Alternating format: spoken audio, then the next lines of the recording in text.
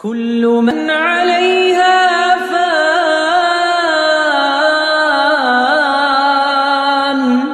كل من عليها فان ويبقى وجه ربك ذو الجلال والإكرام।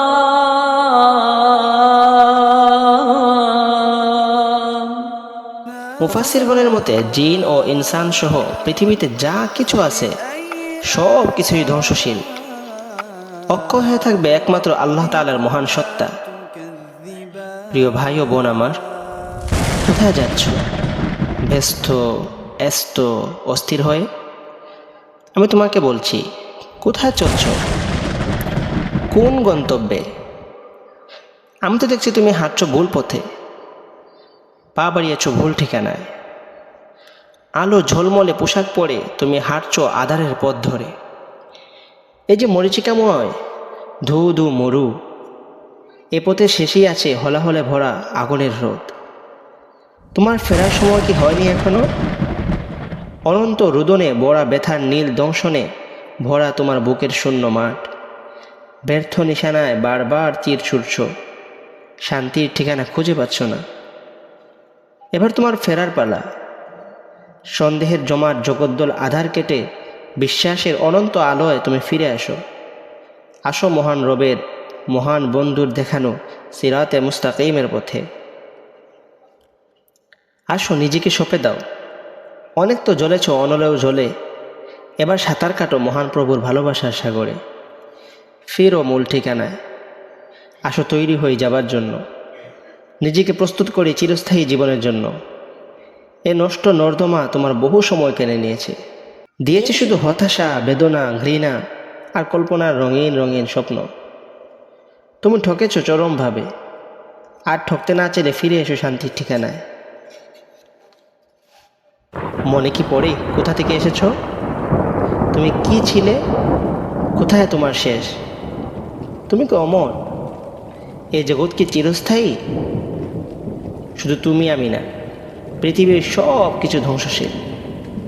এই সাগরের কল্লোল ধারা, হিমশীতল বাতাস, পাতার মর্মম ধ্বনি, নীল আকাশ, মেঘ চিরে ফুঁড়ে ওঠা বিশাল পাহাড়পত্র পল্লব, হাওয়ায় ডানা মেলা হরেক রকমের পাখিরা, সমস্ত সৃষ্টিকুল সবাই জানে তাদের ধ্বংস অনিবার্য। তারা জানে তাদের সৃষ্টি হয়েছে ধ্বংস হওয়ার জন্য। সূরা রহমানের ২৬ এবং ২৭ নম্বর আয়াতটি আবার পড়ো এবং তার তাফসির পড়ো। তারপর একাগ্র চিত্তে ভাবো তোমার জীবনের পরিণতি কী। কবরস্থানে দাঁড়িয়ে নিজেকে জিজ্ঞেস করো, ওরা সবাই কি বলছে? কবরবাসী বলছে, হে পৃথিবীর পথিক, তোমরা মৃত্যুর জন্য তৈরি হও।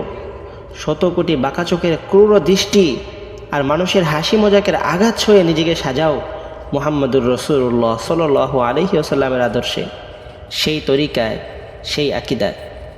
আর মহান রব্বুল আলামিনের আদেশ মানো পাহাড় সম বাধা পেরিয়ে, নয়তো ধরা পড়ে যাবে শেষ বিচারের দিনে, যেদিন তোমার সমস্ত কর্মের হিসাব নেওয়া হবে। যা করেছো দুনিয়ার জিন্দেগিতে সব কিছুর হিসাব দিতে হবে। নিশ্চয়ই মানুষ মরণশীল, যে জন্মেছে সে মৃত্যুর স্বাদ গ্রহণ করবেই। মরণের স্বাদ তাকে পেতেই হবে, যদিও সে দুর্গম দুর্গে থাকে। মাঝে মধ্যে হাসপাতালে যান, দেখে আসুন মৃত্যু যন্ত্রণায় ধুঁকছে রোগীরা, কি যন্ত্রণা তার। মরণ যন্ত্রণায় কাতর সে, কথা বলতে পারে না, জবান বন্ধ, মুখ দিয়ে খাবার খেতে পারে না, নাকে নল দিয়ে খাবার দেওয়া হচ্ছে। বড় আশা নিয়ে এসেছিল সে ডাক্তারের কাছে, ভেবেছিল ডাক্তারই হয়তো তাকে সুস্থ করে তুলবে। কিন্তু সে তখনও হারিয়ে ফেলে তার বিশ্বাস, যখন দেখে তার পাশের বেডের রোগী ধুঁকতে ধুঁকতে মারা গেল। আবার একই ডাক্তারের চিকিৎসায় কতজন সুস্থ হয়ে বাড়ি ফিরছে, সে নিজেও এখনও বেঁচে আছে। ক্রমেই সে সুস্থ হয়ে উঠছে। তখন তার বিশ্বাসের ধরনটা পাল্টে যায়, বুঝতে পারে বাঁচা মরা আল্লাহ তাআলার হাতে। হায়াত না থাকলে ডাক্তার যতই চেষ্টা করুক বাঁচাতে পারে না। এই হলো জীবন, মৃত্যু যার শেষ পরিণতি।